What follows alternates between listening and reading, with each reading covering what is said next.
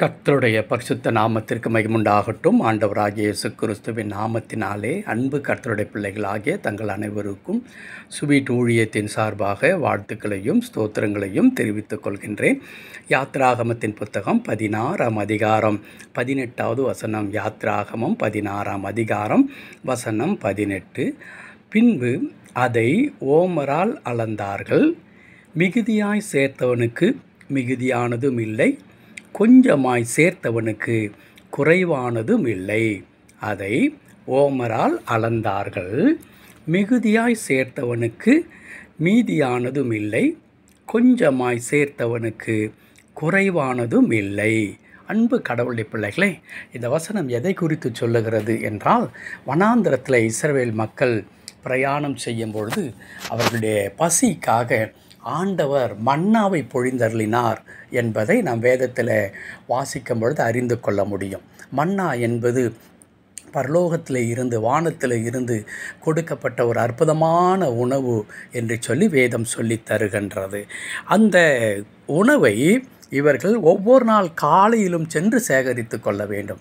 அப்படி சேகரிக்கும் பொழுது என்ன நிகழ்ந்தது என்பதை தான் இந்த வசனம் சுட்டி காட்டுகின்றது. என்ன நிகழ்கிறது? ஒரு சிலர் போகிறார்கள், அதை மிகுதியாக அதிகமாக சேர்த்து கொள்கிறார்கள். ஒரு சிலர் போகிறார்கள், அவர்களால் அதை அதிகமாக சேர்க்க முடியவில்லை. அவர்கள் தங்களுக்கும் தேவையானதற்கும் குறைவாக சேர்த்து கொள்ளுகிறார்கள். அந்த அதிகாரம் முழுவதும் நீங்கள் படித்தீர்களானால் மிக அற்புதமாக இருக்கும். ஆண்டவர் அந்த மன்னாவை இஸ்ரவேல் மக்களுக்கு எவ்விதமாக கொடுத்து அவர்களை போஷித்து வந்தார் என்று சொல்லி, அந்த குடும்பத்தில் இருக்கிற ஒவ்வொருவருக்கும் எத்தனை அளவு எடுக்க வேண்டும் என்று ஆண்டவர் கட்டளையிடுகின்றார். அதன்படி எடுக்க சென்ற மக்கள் மிகுதியாக எடுக்கின்றார்கள், ஒரு சிலர் குறைவாக எடுத்துக்கொள்ளுகிறார்கள். இப்பொழுது வாசித்த அந்த வசனம் அற்புதமான ஒரு காரியத்தை சொல்லுகிறது.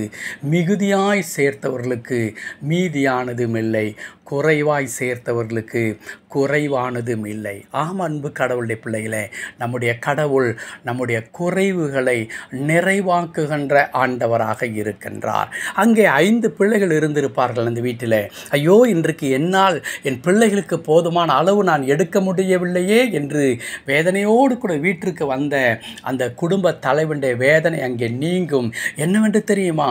அதை வீட்டில் வந்து அளந்து பார்க்கும் பொழுது, நான் கொஞ்சம் தான் எடுத்தேன், ஆனால் அது மிகுதியாக இருக்கிறது. ஆம் அன்பு கர்த்தருடைய பிள்ளைகளே, நம்முடைய ஆண்டவர் குறைவுகளை நிறைவாக்குகின்ற கடவுளாக இருக்கிறார். 5 அப்பம்தான், 2 மீன்கள் தான், ஆனால் தேவையோ 5000த்திற்கும் அதிகமான மக்களை போஷிக்க வேண்டும். எப்படி ஆகும்?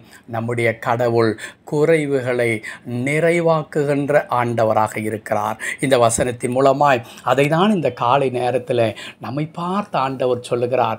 ஒருவேளை நம்முடைய குடும்பத்தில் அநேக குறைவுகள் இருக்கலாம், தேவைகள் அதிகமாக இருக்கலாம், பொருளாதாரத்தில் குறைவுகள், ஆரோக்கியத்தில் குறைவுகள், சந்தோஷ குறைவுகள், சமாதானத்தில் குறைவுகள், நிம்மதியில் குறைவுகள் என்று காலியான பாத்திரங்கள் நிறைய நம்முடைய குடும்பத்திலே இருக்கலாம். ஆம் அன்பு கடவுளுடைய பிள்ளைகளே, அந்த குறைவுகளை எல்லாம் நிறைவாக்குகின்ற ஆண்டவருடைய வல்லமை நமக்குள்ளாக இருக்கிறது.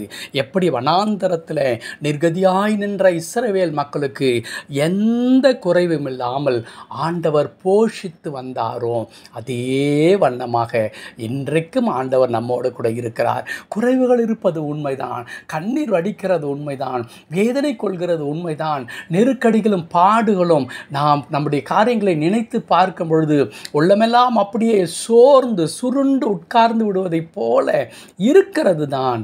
ஆனால் அதன் மத்தியில் நம்முடைய ஆண்டவர் கூட இருக்கிறார். அவரை நோக்கி பார்க்கும் பொழுதெல்லாம், அவரை கூப்பிடும் பொழுதெல்லாம் ஆண்டவர் நம்முடைய குறைவுகளை நிறைவாக்குகின்ற ஆண்டவராக இருக்கிறார். அன்பு கர்த்தருடைய பிள்ளைகளே, ஒருவேளை உங்களுடைய வாழ்க்கையில் என்ன குறைவோடு கூட நீங்கள் இருந்தாலும் அந்த குறைவுகள் நிறைவாக்கப்படும். மறந்துவிட வேண்டாம். அதை ஆண்டவர் இஸ்ரவேல் மக்களுடைய வாழ்க்கையில் நிரூபித்தார். இயேசு கிறிஸ்து அந்த 5000த்திற்கும் அதிகமான மக்களுடைய வாழ்க்கையில் நிரூபித்தார். இப்படி எண்ணற்றதான சான்றுகள் வேதத்தில் இருக்கிறது. ஒரு தீர்க்கதரிசியின் மனைவி தன் புருஷன் கடன் வாங்கி மரித்து விடுகின்றான். அவரிடத்தில் கொஞ்சம் எண்ணெய் இருந்தது. என்ன நடந்தது? காலியான பாத்திரமெல்லாம் நிரம்பெற்று நம்முடைய குறைவுகளை நிறைவாக்குகின்ற கடவுள் நம்மோடு கூட இருக்கிறார். பயப்பட வேண்டாம். ஒரு நாள் நீங்கள் காண்கிற குறைவெல்லாம் நீங்கி நிறைவானவர்களாக மகிழ்ச்சியானவர்களாக உங்களை வாழ வைப்பார். ஜெபிக்கலாமா? அன்பு நிறைந்த ஆண்டவரே, உமக்கு நன்றி செலுத்துகிறோம். அப்பா, எங்கள் குறைவுகளெல்லாம் நீர் கண்ணோக்கி பாரும். பேதுருவின் ஆண்டவரே, அந்த வெறுமையான வலையும் படகை நிரப்பின கடவுள், இஸ்ரவேல் மக்களை வனாந்திரத்தில் நிரப்பின கடவுள், எங்களுடைய தேவைகளை பொறுப்படுத்திக் கொள்ளும், இரக்கம் செய்யும், வழி நடத்தும். மீட்பர் நாமத்தில் பிதாவே. ஆமென், ஆமென்.